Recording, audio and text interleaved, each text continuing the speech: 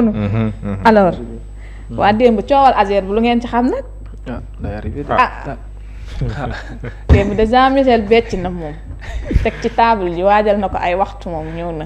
ñëw na de waa ñëw na de. mais Thierno Alassane moom nee na nag na gaa yi keccet ay pour tegee ko nële ndax dafa mel ni moom daal da ko am lu ko nguur gi di nëbbal. nangu tam agrément Sonac. waaw. waaw ba mbir pare yi au fond jaarul yoon moom loolu la foog. boo il persiste xoolee au ici. fond Thierno il veut parler du dossier mais sans pour autant parler de Jean-Michel Sène. kuy bëgg di contourner. wax ak le ministre des finances wax ak Sonac ak ARCOP. parce que bëggul entretenir un débat entre moom ak Jean-Michel mais c'est très difficile ndax mënoo wax ci loolu aussi te Jean-Michel du la tontu parce que moom mooy DG Azer donc bu ñuy wax scandale ak benn contrat boo xam ne nii moom moo dox sa diggante Azer rek Awpo coow li nga xam ne moom leen ci wax donc il est normal que boo waxee ku mel ni Jean-Michel Sène mu tontu la ci boo koy analyser politiquement moom c'est Jean-Michel daf ci sawar lool ndaxte tant que mi nga am débat ak Thierno Alassane Sall moom moo ciy gagné politiquement donc Thierno nag loolu comprendre di ko jéem a contourner mais contournement bi aussi da ngay gis ne que saa su ne Jean-Michel day taxaw ci kanamam et puis débat bi ni muy continuer nii après bon ku ci nekk da nga ciy jàpp li nga ciy jàpp rek mais je ne pense pas que liñ ci yaakaar na sem parce que lu ñu mënti wax aussi après bi ARCOP suspendre l'exécution du contrat après gis na ni la Cour suprême aussi àdduna ci waaw Cour suprême dans ce bras de fer là dafa joxoon dëgg Azer donc en principe man damay focaliser damay fondé sur une décision de justice boo xam ne ni am na ci par rapport ak suspension boobu amoon donc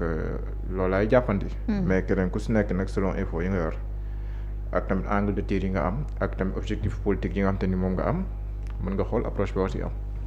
est-ce que dañuy mën a jàpp ni TAS benn stratégie la teg pour agripper wu ci dossier Azer bi parce que quand il en parle chaque jour da ngay gis même ku bokkul ak Jean-Michel dinañ toog soit ci plateau walla feneen ngir démonter ces propos là. waaw loolu peut-être boo ko analyser ci wàllum politique. mën nga ci jàngat loolu mën nga ci jàngat ne moom tamit loolu ça lui permet mu mën a positionner wu comme benn opposant. ndax démb nee na jeexagul. waaw jeexagul saa su ne muy ñëw di poser le débat.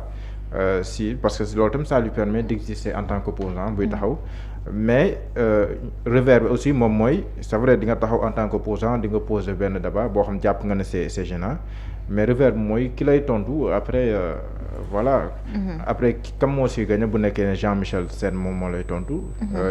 c'est Ousmane Sonko kii gagne moom rek a si gagné nekkul koo xam ne nii léegi dootul sentir sax le besoin de répondre à Thierno Alassane Sall parce que jàpp na ne am na ñoo xam ne nii mën nañ ko tontu à sa place et loolu je pense que politiquement aussi war nañ ko kii boo xoolee sax Thierno mu ngi jéem a corriger loolu boo gisee ay ndawam ñu ngi bind ay notes di yónnee ak yooyu mais pour man approche bi gënoon moom mooy au moins bi def déclaration yu mel nii parfois aspect bi nga xam ne nii moom moo concerné strictement Azer mu jël kenn ci ay ndawam bon balaa muy wax mu jël kenn ci ay ndawam koo xam ne ni moom mooy wax ci Azer wax ak Jean-Michel Sène après moom bu ñëwee bi wax ak ministère des finances ak yooyu noonu après mu ñëw wax mais bu nekkee ne moom moo bëgg a nekk toujours au devant de la scène loolu tamit dafay jafe nga mën a contourner ku mel ni Jean-Michel Sène or Jean-Michel moom il n'a rien à perdre ci débat bii nii gisoo il était même à l'extérieur mais dafa yëg ne Thierno day wax mu ne 2 heures de temps après dafay wax donc moom bénéfique bu weesoo mbirum Azer ak yooyu politiquement loolu daf koy permettre mu mën a exister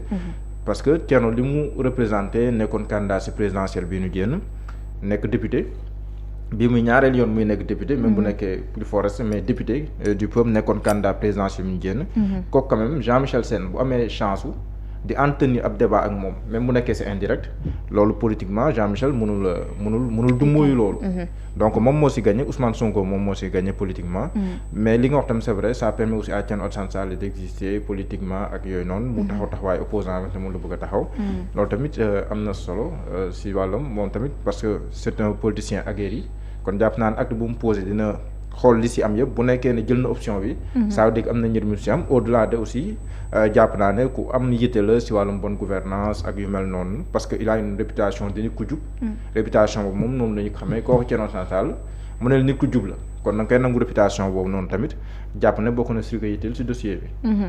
Jean-Michel démb gis nga ko. waaw xam nga man nag soxna Aïda fu mu toll nii dafa dem ba tollu ma ci ne y a une préoccupation boo xam ne niveau bi chaque jour que jafee dafay gën a kawe pour Thierno Alassane Sall concernant mbirum Awa Paw ak Azer. En fait pour man loolu laa constaté c'est très préoccupant pour moom man loolu laa yaakaar mais cette préoccupation là est-ce que mënuñu ko transformer que mu dem ci sens éclaircissement et pour mu mën a clair il faut qu'il y ait une confrontation su ma juumul nit bu waxee teg keneen wax teg mais il faut une confrontation obligatoirement directe.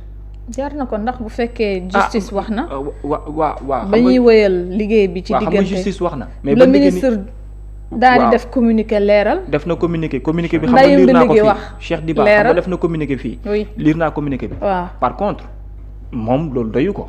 waaw ndax nee na de c'est insuffisant moom leen doyu ko parce que moom nee na c'est insuffisant. te moom déjà li mu bëgg sax mooy nee na en tant que député dina am rôle boo xam ne sax dina ko ci jouer non seulement que marché bi war nañ ko xoolaat moom dem na sax cette fois-ci xam nga nag boo fàttali ko dañ doon applaudir ARCOP à un certain moment. parce que ARCOP moo doon chercher pour casser. cette fois-ci maintenant on cherche à accuser ARCOP par rapport ak contrat bi dox ci digg bi parce que jàpp nañ ne ARCOP dafa valider loo xam ne warul woon dem parce que jaarul ci yoon benn instant nga ñëwaat ciblé waat encore Sonac toutes ces choses là c'est bien parce que Thierno nekkul ci benn sens boo xam ne ñi ñuy ŋàññee ñeneen ñi loolu la et fi nga ko mën a applaudir pour man mooy au moins encore une fois il s'intéresse ci bien public yi fonctionnement gi mu war a mën a am te nit ñi war nañ ko mën a respecter par rapport ak loolu ndax man dama jàpp ne bépp personne boo xam ne du jour au lendemain yaa ngi sacrifier wala nga joxe sa temps ci naan bien public yi fii la jaar ak fii lii ak lii nañu ko lijjanti pour man lu rek lu intéressant lu ñu war a applaudir mais autant mu tenir la en haleine ba nga jàpp ne yow à chaque fois bu ko laajee sax di nga dellu si waat pour wax y a des opportunités lan la autant nga mën a adresser des questionnaires ak Cheikh Diba mais autant y a le directeur général de l'ASER moom mi nga xam ne contrat bi moom la yitteel mais mettez-vous sur la table discutez échangez pour le bien des Sénégalais après l'aspect politique ñu pose ko tegee ko ne mais ñu xool bu dee ci wàllum mbaaxee réew mi ak li réew mi am après ñu toog waxtaan ci. ce serait bien aussi député yi di dem ca assemblée nationale. Ousmane Sonko bu ñëwee foofu tam mu nekk. waaw loolu ñu laaj ko directement yenn questions yi. waaw mais xam nga bii nii. Ousmane Sonko mooy élimaana jëwriñ ji moom mooy le chef de l'administration sénégalaise c'est lui qui coordonne le gouvernement ni doxalinam d'accord naa ko mais Thierno il cible des faits bien précis par rapport aussi des entreprises bien précises ak tamit des structures étatiques ak lan un ministère ak lan un directeur général il ne mentionne pas le nom du directeur général mais day mentionner catégoriquement structure bi nga xam ne ab nit ki ko jiite la léegi yow kii jiite structure boobu ngay tudd làqatuwul deewul mu ngi dund macha allah nee na la pare naa pour leeralal la mais kaa ñu toog confronté pour leeral ko mais ça doit pas être un problème parce que sa préoccupation yow en tant que sénégalais en tant que homme politique et en tant que également parlementaire mooy leeralal nit ñi lii problème bi. moo tax ma ne la est-ce que njëkkeewul si ki yore ay laajam muy dem assemblée su amee occasion nag. jàkkaarloo ki nga xam moo jiite ñooñee ñëpp. waaw xam nga Thierno nag dem na laaj bi gis nga ni mu mujjee. depuis 1 an la de. waaw li mu doon testé nga laaj bi nga testé laaj bi politiquement gis nga ni mu mujjee léegi testé le débat. waaw mais laaj na kii aussi Cheikh Diba. laaj na Cheikh Diba tontu na mais maanaam laajam beeg Ousmane Sonko laa wax. xam nga ça a fini par une confrontation boo xam ne nii sans lendemain la. ndax gis nga ko assemblée nationale génn ci biti wax après point de presse après leneen ak leneen beneen bi ci topp waat gis nga ko posé nga question Cheikh Diba moom wax dëgg yàlla moom toujours moom gis nga ko. moom day tontu rek après pare na ci jàll na ci leneen mais comme yow ak Jean-Michel Sène chaque jour yéen a ngi wax toog leen rinkum ko mu jeex. ñu débat ko non mais nañ ko rinkum man sama plaidoirie fu mu toll nii loolu la man xam naa ne Thierno préoccupation gi am ci wàllum finance publique yi moom ak lu jëm ci wàllum doxalinu réew mi. wax dëgg yàlla lu ko yitteel la. te am na fu mu ko teg. sincèrement nee na entreprise boo xamante ni fa mu sokkee ko. waaw foofu crédit bi ñu ko Sénégal jox ñooñu joxuñu ko ndax ci liñ koy dégg ci ay looxoor dafa bëri. voilà yooyu noonu yëpp na nga ne ko yow Jean-Michel Sène yow pourquoi nga dem di signer contrat xam nga contrat bi sax moo jiitu Jean-Michel mais nga ne ko yow. Jean-Michel sax leeral na ko waaw léegi sax laaj bi ko Thierno laajam bu njëkk bi sax mën na ko dooree foofu. Jean-Michel yéen jubal jubbanti moo leen gën a yitteel lu tax nga ñëw di continuer contrat ak koo xam ne fa mu dëkk. ay mbiram leeru Jean-Michel ne waaw xam nga boobu xam nga c'est-à-dire que loolu charme démocratie la en fait. interaction te dans l'espace public comme ni ñu ko waxee aussi c'est heureux de voir que ni nit ñi parfois dans l'opposition wala ci opposition ak yooyu ñu ngi dem ci ay idées. te loolu nag am na yoon xam nga lu jafe woon fii li fi jafe woon. amoon ku nekk dans l'opposition mën a am possibilité ko ku nekk au pouvoir pour ñuy débattre. léegi nag quand buñ la ouvrir des portes te ñun xam nga ne pare nañ. ñun même bu fekkee dañuy génn ci biti sax mën nañ yenu caméra yi tout ñëw couvrir ko. waaw waaw mais oui. ñun su fekkee sax des na ba tollu loolu sax su fekkee des na ba tollu ëtt bu yaatu. salaam Souleymane ak kii ak Maala ñun luyeel leen salle benn hôtel ñun mën nañ loolu ñun mën nañ leen luyeel hôtel benn salle teg suñuy caméra ñoom pour rien que pour ñu ñëw toog def débat bi ñun mën nañ loolu. parce que préoccupation yi pour man pour le bien des Sénégalais warul nekk problème. et moi je crois que ni loolu moom moo gën. mais ci benn côté aussi il faut saluer posture bi nga xam ne ñaar ñëpp am nañu ko parce que bu dul dara aussi au moins ñu ngi éclairal nit ñi.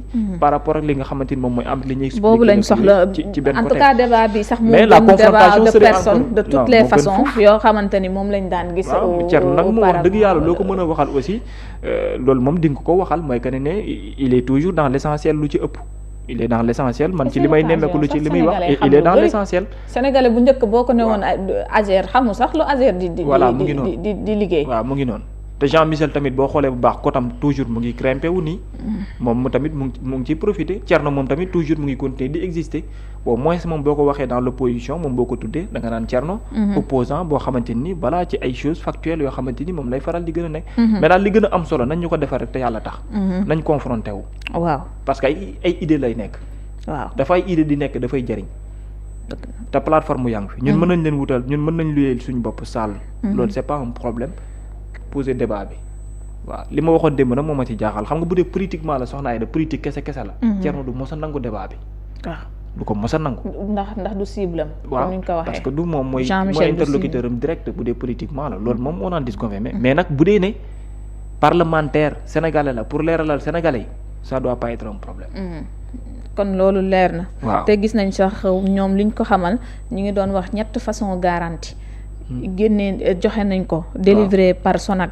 donc 20 mars 2024. 2024 ñu ne garantie d' avance de démarrage mooy 20% yi. 20% waaw. garantie d' avance de dépense engagée mooy 20% moom itam.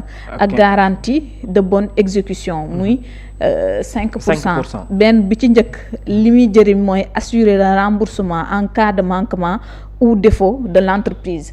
deuxième garantie bi moom mooy couvrir les dépenses déjà engagées. Ouais. comme achat matériel yeeg entre autres. ñetteel bi moom protéger l' état contre les malfaçons. ou abandon de chantier. Ouais. kon loolu noonu moom mooy tënk mbir yi te bu ñu xoolee prime d' assurance ak délai légal yi nee na prime payée le 20 juin 2024 soit 90 jours après l' émission des garanties. ñu ne délai bi nag conforme na maanaam dëppoo na ak réglementation bu ciment bi nga xamante ni dane 180 jours au maximum. pour les contrats liés à l' état. prime annuelle donc 947 millions de francs CFA. donc loolu la bu ñu sukkandikoo ci ñoom li ñu tontu. ci laaju Thierno Alassane Sall. à propos des garanties mais ngay gis ni moom mu ne. garantie yi dafay nduru ni. entreprise bi dafa jot avance su Sénégal ba noppi comp ca dem defi ko. def ko fa la anomalie bi parce que nee na loolu mooy maanaam ci benn côté entreprise bi mënul am peut-être lu mu war a joxe comme garantie boo xam ne dina permettre ëllëg ci biir bu ñu ko joxee marché bi. su amoon ay problème moom dinañ mën a xam que ne kii comme am na ay problème lim ñu joxe woon comme garantie loolu la ñuy utiliser pour def remboursement li nga xam ne joxe woon nañ ko. donc entreprise bi su fekkente ni moom dafa toog waxtu bi mu waroon a wane garantie wala mu joxe ko joxewu ko. bàyyi ba jot avance ba pare doo ko def garantie dafay mel ni est-ce que nekkul fonds yi ñu ko jox. comme avance moom la récupérer ba pare dem defalee ko loolu. léegi nag mu jàpp ne même agrément wu Sonac sax nee nañ ko retirer. moom il est agrément Sonac nañ ko retiré carrément. nee na moom am na ci liggéey boo xam ne en tant que parlementaire dina ko def mais bon. dinañ xool daal mooy li ma wax fu mbir yi di mujjee. s'il y a possibilité de confrontation daal nañ ko def. pour le bien des Sénégalais. d' accord alors Babacar Kébé. am nañ bëggoon naa dem Ziguinchor